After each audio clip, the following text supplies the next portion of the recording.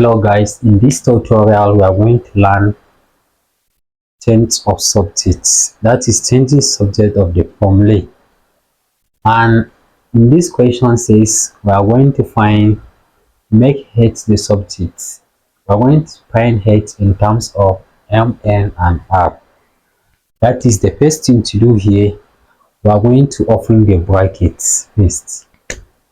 We have h into m plus n is equals to m into h plus r.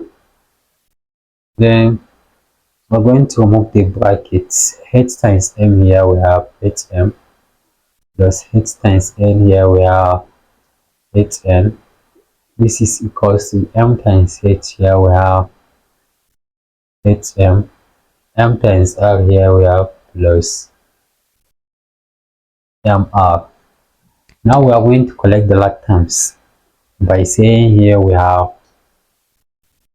hn is equals to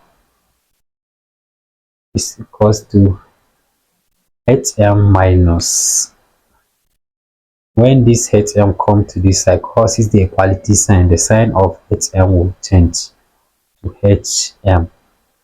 That is to say, here we have plus mr, here we have hn is equals to hm minus hm, that is 0. We have only mr. Since we are looking for h, let's divide both sides by, we can say divide both sides.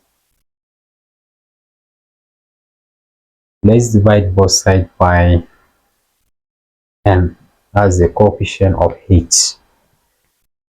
By dividing both sides by n, here we have hn is equals to mr. We divide by n here by n.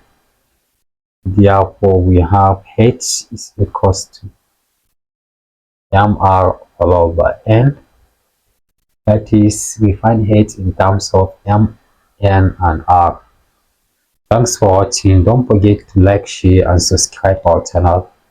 Bye bye.